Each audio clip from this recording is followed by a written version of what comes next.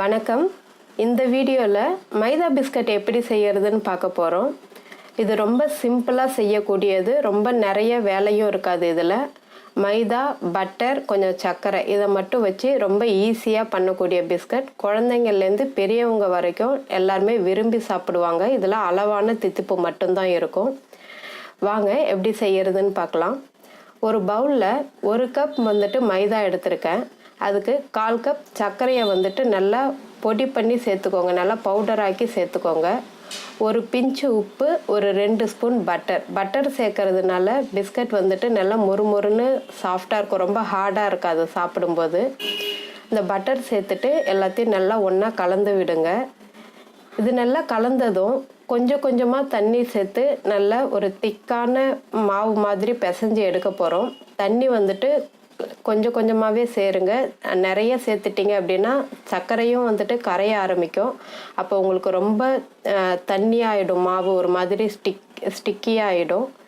இந்த மாதிரி மாவு கையில் ஒட்டாமல் இருக்கணும். இது ஒரு 1/2 மணிலேருந்து 1 மணி வரைக்கும் அப்படியே வச்சிடலாம். அப்படியே நல்லா ஊறி இருக்கட்டும், அப்படியே வச்சிடலாம். இப்போது 1 மணி நேரம் ஆயிடுச்சு. இந்த மாவை எடுத்துக்கிட்டு இதை நம்ம ஒரு சின்ன பாலாக எடுத்துக்கலாம்.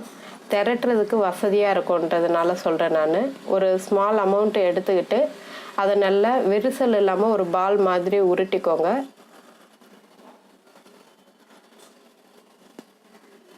இப்போது இந்த சப்பாத்தி கட்டையில் வச்சு கொஞ்சமாக நான் மாவு தூவிட்டு அது மேலே வச்சு நான் திரட்ட போகிறேன்.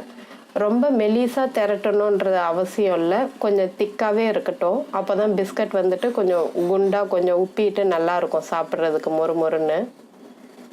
ரொம்ப தின்னாக போட்டுட்டிங்க அப்படின்னா ஒரு மாதிரி தட்டை மாதிரி ஆகிடும். நமக்கு என்ன ஷேப் வேணுமோ இல்லை எதனா அச்சு இருந்தால் கூட அதை வச்சு நமக்கு தேவையான ஷேப்பில் அழகழகாக பண்ணலாம். பிறை மாதிரி, ஸ்டார் மாதிரி, என்ன ஷேப் வச்சுருக்கீங்களோ அதுக்கு அந்த மாதிரி கூட பண்ணலாம். மாவு நம்ம சப்பாத்தி கட்டையில் லைட்டாக டஸ்ட் பண்ணிவிட்டு திரட்டுறதுனால நமக்கு இந்த பீசஸ் எடுக்கிறதுக்கு ரொம்ப வசதியாக இருக்கும். அப்படி இல்லைன்னா சம்டைம்ஸ் அந்த சப்பாத்தி கட்டையிலே ஒட்டிக்கிற மாதிரி இருக்கும் மாவு.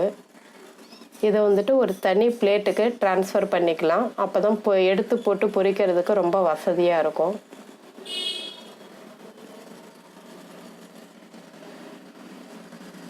இப்போது இந்த பீசஸ்லாம் ரெடி ஆகிடுச்சு பிஸ்கட்க்கு நம்ம பொரிக்கிறதுக்கு.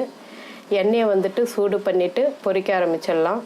நான் எண்ணெயை சூடு பண்ணிவிட்டு மிதமான ஹீட்டில் தான் வச்சுருக்கேன். ரொம்ப ஹை ஹீட்டுக்கு சூடு பண்ணிவிட்டு மிதமான ஹீட்டுக்கு மாற்றலை. ஆரம்பத்தில் மிதமான சூடில் இருக்கும்போதே பொரிக்கிறேன்.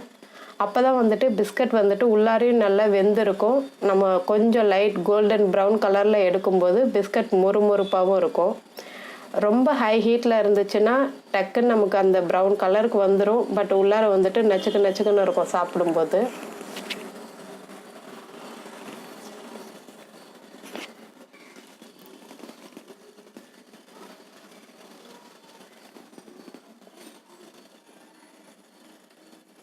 இப்போது இது கொஞ்சம் கொஞ்சமாக கலர் மாறிட்டு வருது, நல்லா வெந்து வருது. நமக்கு நல்லா பிஸ்கட் ரெடி ஆகிடுச்சு அப்படின்னா ஒரு மாதிரி அந்த பபிள்ஸ்லாம் நல்லா அடங்கிடும், பபிள்லாம் குறைஞ்சிடும். பிஸ்கட்டும் கொஞ்சம் கொஞ்சமாக கலர் சேஞ்ச் ஆகிட்டு வரும்.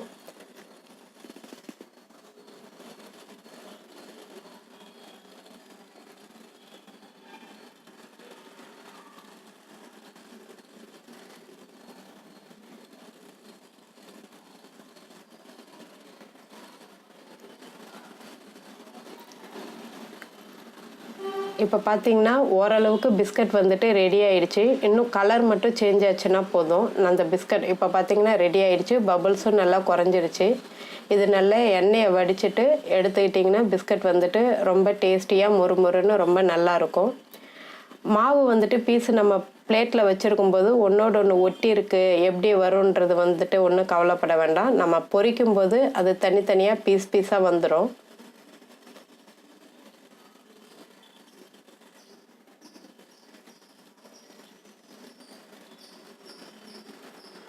இப்போ இது பார்த்திங்கன்னா ஒவ்வொரு பீஸும் நல்லா ஒட்டிக்கிட்டு இருக்கிற மாதிரி இருக்குது. ஆனால் வேக வேக தனித்தனியாக பீஸ் தனியாக வந்துடும். இப்போ பார்த்திங்களா, அதை பொரித்து எடுத்தது தான் இது. இந்த பிஸ்கட் உங்கள் வீட்லேயும் ட்ரை பண்ணி பாருங்கள். இந்த வீடியோஸ் உங்களுக்கு பிடிச்சிருந்ததுன்னா லைக் பண்ணுங்கள். மேலும் இந்த சேனலை சப்ஸ்கிரைப் பண்ணுங்கள். நன்றி.